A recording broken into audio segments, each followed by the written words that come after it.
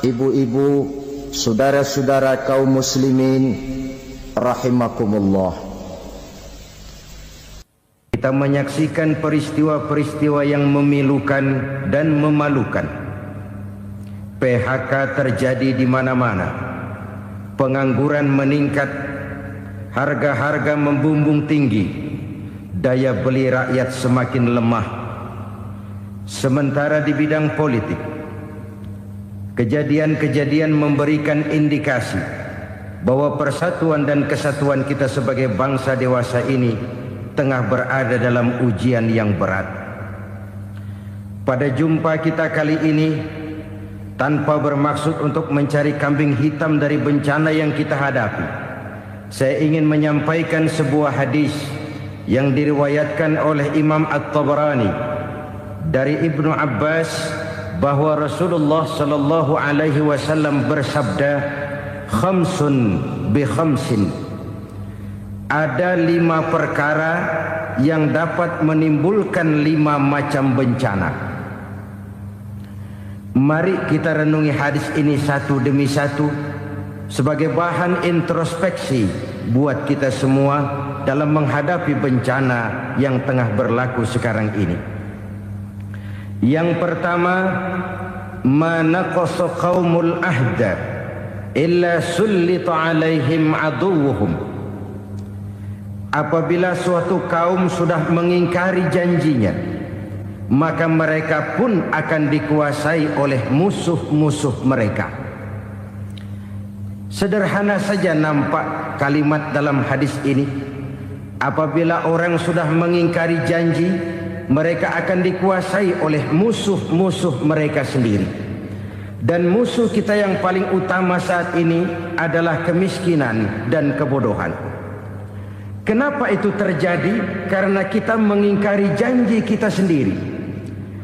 Di saat awal-awal berdirinya Orde Baru, kita pernah berjanji untuk melaksanakan Pancasila dan Undang-Undang Dasar 45 secara murni dan konsekuen.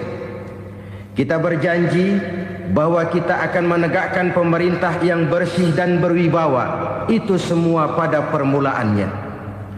Waktu demi waktu berjalan, kita lupa dengan janji yang kita ucapkan itu. Ketuhanan yang Maha Esa kita ucapkan, tapi kesetanan yang luar biasa yang kita lakukan. Kemanusiaan yang adil dan beradab yang kita dengungkan, tetapi kemanusiaan zalim dan biadab yang kita praktekkan. Sederhana saja saudara, hampir setiap pejabat pada posisi-posisi kunci, di awal-awal ia memangku jabatan itu, biasanya ia mengucapkan sumpah dengan lafaz demi Allah bahwa dalam melaksanakan jabatan ini saya tidak akan menerima hadiah atau pemberian dalam bentuk apapun. Itu pada permulaannya. Lama-lama rupanya hadiah itu asik juga, mulai diterima. Lama-lama dirasa kurang, mulai menagih. Dan akhirnya terjadilah praktek yang disebut suap menyuap, semir menyemir, dan lain sebagainya. Kalau ini sudah menjadi kenyataan, bagaimana kita mau menegakkan pemerintah yang bersih dan berwibawa? Undang-Undang Dasar 45 menyatakan bahwa bumi, air, dan seluruh kekayaan negara dikelola oleh negara bagi sebesar-besar kemakmuran rakyat. Yang terjadi adalah bahwa kita merasa mewakili rakyat untuk menikmati harta dan kekayaan negara, sehingga rakyat banyak tidak bisa ikut menikmatinya. Menumpuklah harta itu sehingga terjadilah pepatah, gunung ditimbun, sumur digali. Yang kaya semakin kaya, yang miskin semakin terpuruk. Kita ingkar dengan janji yang kita ucapkan di awal-awal kita bergerak. Kita ingkar dengan janji pada saat kita mengatakannya dengan menyebut nama Allah, dengan mempertaruhkan nama Tuhan. Sehingga pada akhirnya jabatan pun mengalami tender. Sudah menjadi rahasia umum. Orang mau jadi lurah mesti mengeluarkan uang. Mau jadi camat mesti mengeluarkan uang. Mau jadi wali kota, bupati, bahkan gubernur, itu ada pasarannya. Secara logika, Kalau orang memperoleh satu jabatan karena banyak mengeluarkan uang, tentu pada saat ia mengeluarkan uang, ia sudah punya pemikiran, modal pasti pulang, modal pasti kembali.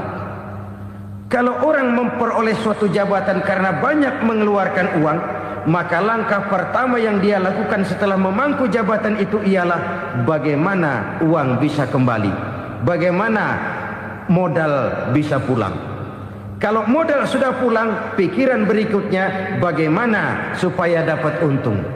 Lalu kapan mau bekerja untuk kepentingan rakyat? Itu nomor 18. Kemudian kalau ada proyek-proyek besar, pertanyaannya ialah bukan apakah proyek ini bermanfaat bagi rakyat, apakah proyek ini layak untuk diteruskan, tetapi yang jadi pertanyaan paling utama ialah bagian saya berapa duit dari proyek ini. Kita bisa lihat proyek, mega proyek lahan 1 juta hektar di Kalimantan Tengah, triliunan rupiah, dan proyek itu gagal. SD Impres bulan ini diresmikan, bulan depan retak.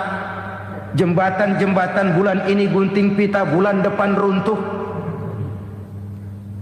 Kita ingkar dengan janji. Kita berkata kita bekerja untuk kepentingan rakyat, tapi kita tidak pernah mengenal rakyat itu. Apabila suatu kaum sudah mulai mengingkari janji, maka mereka akan dikuasai oleh musuh-musuh mereka. Akibatnya tersusunlah barisan-barisan sakit hati, yang makin lama makin menjadi bola salju, menggelinding membesar, dan kemudian terjadilah hal-hal yang tidak kita inginkan lagi. Apabila suatu kaum sudah mengingkari janji, maka mereka akan dikuasai oleh musuh-musuh mereka. Ini penyebab bencana yang pertama. Kita tidak konsekuen. Tadinya kita dengan lantang teriak-teriak berantas korupsi, ganyang korupsi. Pada waktu kita belum mendapat kesempatan. Setelah kita naik punya kesempatan, rupanya korupsi enak juga dirasa. Terjadi pergeseran nilai, orang luntur, kehilangan idealisme awal. Lalu untuk menghibur diri, menutup kesalahan, kita gunakanlah pepatah bahwa tidak ada gading yang tak retak, bahwa kita harus mikul dur mendem jero. Itu semua cuma sebagai dalih agar kesalahan kita tidak dibicarakan orang lain. Padahal kita sendiri yang mengingkari janji. Kita yang keluar dari komitmen awal kita. Kita berjanji melaksanakan Pancasila dan Undang-Undang Dasar 45 dengan murni dan konsekuen. Kita berjanji untuk menegakkan pemerintah yang bersih dan berwibawa. Namun dalam kenyataannya itu tidak kita laksanakan dengan sebagaimana mestinya. Kita bergeser, kita mengalami proses degradasi, peluncuran nilai, dan akhirnya terbentuklah barisan-barisan sakit hati yang semakin lama semakin membesar itu. Kita harus introspeksi. Memang kalau zaman sedang susah, biasanya kambing hitam laris, tukang kompor gentayangan. Itu dari dulu selalu mencari kambing hitam. Karena itu kita tidak bicara orang, kita tidak bicara siapa yang salah, kita bicara sistem, dan sistem itu bisa mengena siapa saja. Kalau orang sudah mulai mengingkari janji, bergeser dari komitmen awal, itu sudah mulai ia mengalami proses peluncuran, proses degradasi. Ini penyebab yang pertama. Kita tidak lagi konsekuen bahwa bumi, air, sumber daya alam adalah milik negara, dikuasai oleh negara, digunakan bagi sebesar-besar kemakmuran rakyat. Ternyata rakyat yang makmur itu tidak merupakan gambaran yang menyeluruh dari rakyat kita. Undang-undang dasar kita menganut ekonomi kekeluargaan, tapi yang kita praktekkan adalah ekonomi keluarga. Kalau bukan keluarga nggak dapat proyek. Kalau bukan keluarga nggak dapat macam-macam. kekeluargaan kita rubah menjadi keluarga, timbullah penyakit nepotisme. Kita bergeser, kita ingkari janji, dan kita anggap kita atasnamakan rakyat. Rakyat cuma sekedar jadi address, rakyat cuma sekedar jadi alamat, tetapi kehidupan mereka tidak banyak berubah dan tidak banyak terangkat. Kaum muslimin rahimakumullah, ini penyakit yang pertama, penyebab bencana yang pertama. Yang kedua kata Nabi, wa ma hakamu bighairi ma anzalallah. Apabila hukum yang diterapkan sudah tidak lagi bersumber dari hukum Allah, illa fasya fihimul faqru, maka akan bertebaranlah kemiskinan di mana-mana. Ini artinya apa? Apabila hukum tinggal sebuah stempel, apabila hukum sudah diatur menurut kepentingan, apabila hukum sudah tidak lagi ditegakkan secara adil, maka kemiskinan merambah di mana-mana. Hukum diatur menurut selera orang yang sedang berkuasa, maka yang benar bisa jadi salah, yang salah bisa jadi benar. Hukum dalam kenyataan hidup berlaku seperti pisau. Pisau itu kan saudara lihat, yang namanya pisau dimanapun itu tajamnya ke bawah, ke atas tumpul. Kalau hukum itu, kalau untuk rakyat, hukum itu tajam bukan main, cepat sekali dilaksanakan. Tapi giliran menengah ke atas, yang gedean dikit berbuat salah, hukum tompul. Hukum pura-pura tidak dengar. Akibatnya terluka rasa keadilan rakyat. Satu kasus rakyat diam, dua kasus rakyat diam, tiga kasus rakyat diam, kasus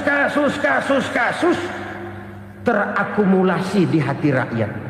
Luka rasa keadilan, dan itu menjadi sumber bencana. Penjarahan, kita tidak setuju itu, tapi kita harus melihat kausalnya. Itu kan tidak berdiri sendiri. Itu kan karena terlukanya rasa keadilan rakyat, melihat kesempatan ini tidak merata. Kalau rakyat ini yang ngajukan kredit ke bank, walaupun jumlahnya cuma jutaan, ratusan ribu, susahnya 17 setan. Tapi ada orang-orang tertentu yang agunannya palsu, jaminannya palsu, bawa kata belece, bukan cuma miliaran, triliunan kredit bisa keluar. Terluka rasa keadilan, hilangnya kesempatan. Rakyat cuma dapat kesempitan, jarang dapat kesempatan. Dari lukanya rasa keadilan ini, memang ya entah lipstik, entah basa-basi, dibentuklah tim ini, dibentuklah badan pengawas ini, dibentuklah tim ini. Kalau membentur tahu, hancur tahu. Tapi kalau tim yang dibentuk membentur karang, bukan karangnya yang hancur biasanya, timnya yang bubar. Kenapa? Yang dibentur batu karang yang sangat keras. Kita main-main dengan hukum, kita tidak konsekuen dengan hukum. Luka rasa keadilan, dan itu terakumulasi. Edi Tamsil, rakyat tahu, terakumulasi, menguap begitu saja. Kasus-kasus lain rakyat tahu, menguap begitu saja. Ketidakadilan terakumulasi, mengendap di hati rakyat, menunggu ledakan. Pada saat sumbu meledak, rakyat tidak bisa dibendung lagi. Oke, kita tidak setuju dengan penjarahan, tapi jangan melihat itu sebagai peristiwa yang berdiri sendiri. Kenapa itu terjadi? Kausalnya kenapa? Oke, kita tidak setuju memang, tapi yang dijarah oleh rakyat kan memang cuma untuk perut. Yang dijarahkan beras, yang dijarahkan televisi, yang dijarahkan kulkas yang masih bisa dihitung, yang memang real untuk kebutuhan rakyat. Penjara-penjara berdasi kepala botak yang menguras uang rakyat habis-habisan, enak saja melenggang dalam kehidupan ini. Makin terluka rasa keadilan rakyat. Apabila hukum yang diterapkan sudah menyimpang dari keadilan yang diajarkan Allah, fasyafihimul fakru, bertebaranlah kemiskinan. Aneh, memalukan, memilukan. Sebuah negara agraris yang katanya pulaunya hijau royo-royo, gemari Palau Jenawi Toto Tentem Kertora Harjo, yang tahun 93 pernah mendapat penghargaan dari FAO, Badan Pangan Sedunia, sebagai negara yang berhasil dalam swasembada pangan. Sekarang ini kita terpaksa betul beli beras dari Vietnam, beli beras ke Kamboja, beli kedelai dari Kamboja. Kenapa? Lahan sawah kita habis ditanami pabrik. Teknologi kita, teknologi loncatan yang non-applied, tidak terpakai oleh kita. Lantas lahan yang tidak bisa kita tanami, kita paksakan lahan-lahan gambut menjadi tanah pertanian yang subur dengan biaya triliunan, dan kita gagal. Kita cari jarum dan kapak hilang. Kita mau jadi negara industri dengan loncatan teknologi yang maju, kita lupakan pola pijak kita sebagai negara agraris, dan akhirnya kita kecolongan. Lihatlah dewasa ini. Rakyat kita antri sembako di mana-mana. Di sebuah negara agraris, ketidakadilan melahirkan kemiskinan. Kemiskinan moral dan kemiskinan material. Kemiskinan moral, rakyat nggak percaya lagi sama pejabat. Rakyat mengalami krisis figur. Orang alah lu ngomong dah main ember.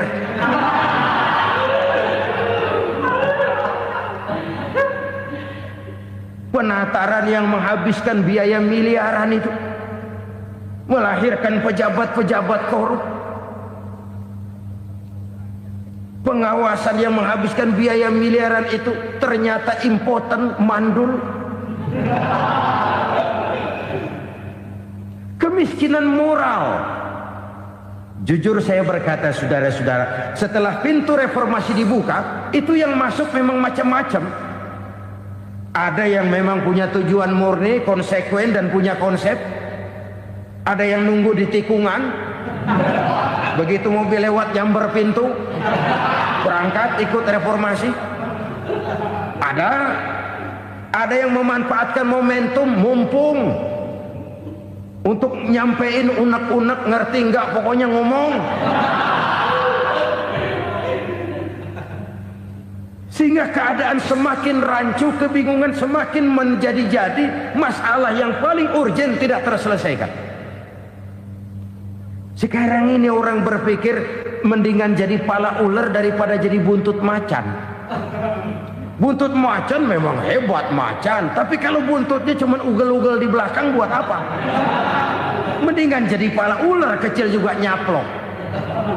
Artinya, ya biar kecil juga kalau punya partai kan gagah. Lalu rame-rame bikin partai kayak bikin arisan.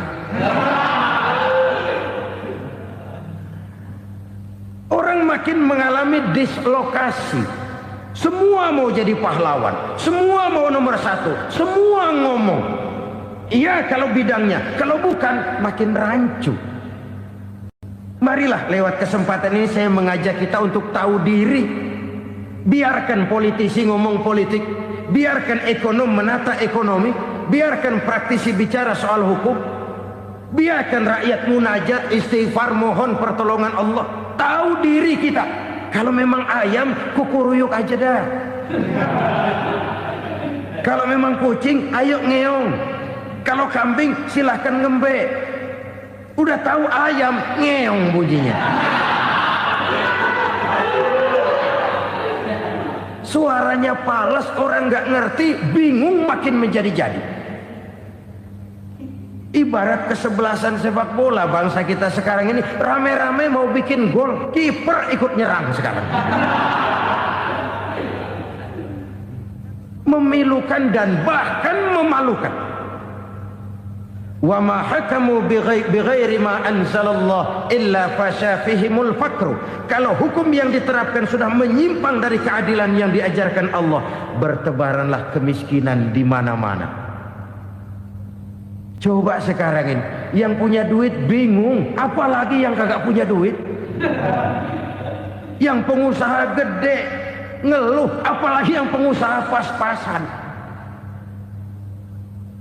Yang kagak punya beras, yang punya beras saja masih bingung, apalagi yang nggak punya beras. Ini sudah demikian merata. Dulu kita kagum mendengar konglomerat kelas buadak, kelas-kelas yang seakan-akan cuma ada dalam khayalan mereka, punya kekayaan miliaran dolar, triliunan. Sudahlah, seolah-olah nggak terjangkau sama kita. Weh, ternyata yang gede-gede itu juga gede utangnya.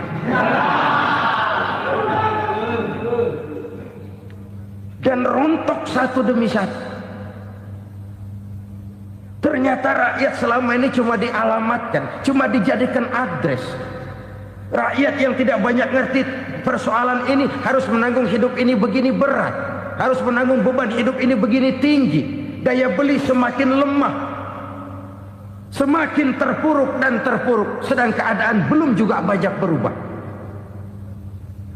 Yang hutang sama luar negeri itu kan bukan rakyat kecil, Ciano. Yang banyak nyimpen dolar juga kan Ciano. Rakyat kecil bocah kampung mah jangankan nyimpen dolar, ngelihat juga tumben. Kemana kita mesti bercermin? Sekali lagi saya mengatakan maaf, kita tidak bermaksud mencari kambing hitam. Karena itu kita tidak bicara orang, kita bicara sistem, kita bicara keadaan. Beginilah yang dikatakan Nabi, penyebab timbulnya bencana, hukum yang ditegakkan tidak lagi berorientasi kepada keadilan, tapi berorientasi kepada kepentingan. Akhirnya bentuk hukum seperti pisau, tajam ke bawah, tumpul ke atas. Hukum cuma buat rakyat kecil, tetapi kelompok menengah ke atas kadang-kadang kebal dari perlakuan hukum. Maka bertebaranlah kemiskinan. Iya, kemiskinan moral berupa lukanya rasa keadilan. Kalau rasa keadilan terluka, orang kan nunggu kesempatan, saudara. Iya, dia nggak bisa ngomong. Iya, dia nggak sanggup action. Iya, dia nggak bisa tunjuk rasa, tapi hatinya kan kapan ada kesempatan, kapan ada waktu, tunggu. Hatinya mesti begitu. Sehingga begitu ada kesempatan, terjadilah hal-hal yang tidak terhindarkan. Dan itu ekses, bukan reformasi. Jangan seperti sebuah dialog saya dengan seorang abang beca. Saya bertanya, bang, ya, abang tahu nggak reformasi? Tahu, Ustadz. Apa? Pembakaran. Terus penjarahan, lalu perkosaan. Itu reformasi. Itu yang saya lihat. Nah, itu yang dia lihat. Saya tentu tidak menyalahkan abang beca kita, karena memang itu yang dia lihat dan sejauh itu wawasannya. Tapi ini indikasi bahwa banyak rakyat kita yang belum bisa menggunakan kebebasan secara bertanggung jawab. Padahal kebebasan tanpa tanggung jawab tirani. Sebuah contoh gampang-gampangan.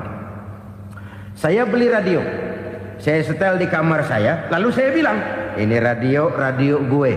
Yang beli gue, pakai duit gue setel di kamar gue, sekeras-kerasnya, gak ada urusan sama orang lain. Itu kata saya. Tetapi tetangga saya sebelah rumah kan boleh juga ngomong begitu. Kata tetangga saya, ini mata gue, yang ngantuk gue tidur di kamar gue. Kenapa suara radio lu nyampe kemari? Artinya apa ini? Kebebasan saya nyetel radio dibatasi oleh kebebasan tetangga saya yang mau tidur. Tidak ada kebebasan mutlak. Kebebasan mutlak tanpa tanggung jawab kembali akan melahirkan tirani, kembali akan melahirkan pemaksaan kehendak. Dan itu lagi-lagi bukan demokrasi. Saudara-saudara kaum muslimin rahimakumullah. Ini penyakit yang kedua, lukanya rasa keadilan, terutama di kalangan rakyat kecil. Itu mengendap menjadi akumulasi dan menunggu giliran kapan bisa dimuntahkan. Dengan kata lain, rakyatnya udah banyak banget makan yang perutnya jadi enek, nyelam. Kapan nunggu muntahnya? Udah begini banyak akumulasi yang mereka pendam di perut ini, sehingga ketika terjadi kesempatan itu sudah tidak terkendalikan lagi. Kita out of control. Saya tidak mentolerir sikap-sikap kekerasan. Bahkan saya lebih cenderung bahwa kalau di rumah kita banyak tikusnya, tikusnya saja racuni, jangan rumah dibakar. Bahwa ada korupsi, iya. Ada kolusi, memang. Ada nepotisme, tentu. Tetapi tikusnya saja racuni. Jangan rumah dibakar. Masa mau ngusir tikus bakar rumah? Tikusnya lari, tikusnya selamat, rumahnya ewes-ewes.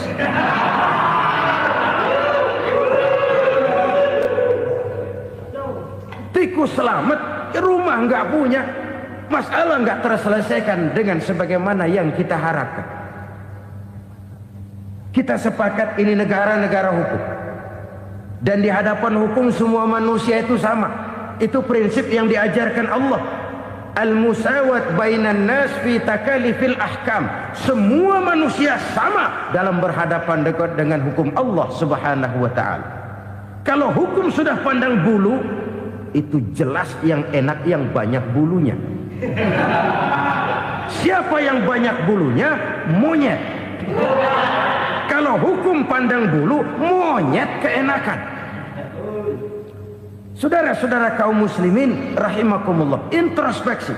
Mari kita bercermin bagaimana perjalanan hukum selama ini.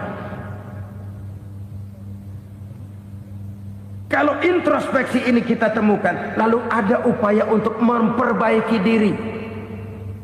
Jangan menggunakan tak ada gading yang tak retak, mikul duwur mendem jero untuk menutupi kesalahan orang.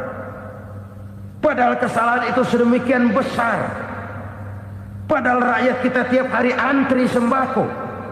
Ada yang sehari sekali makan, ada yang makan sudah bercampur tiwul, ada yang nasi sudah dicampur pisang, balik jadi orok lagi. Macam-macam upaya rakyat untuk menangsal perut ini.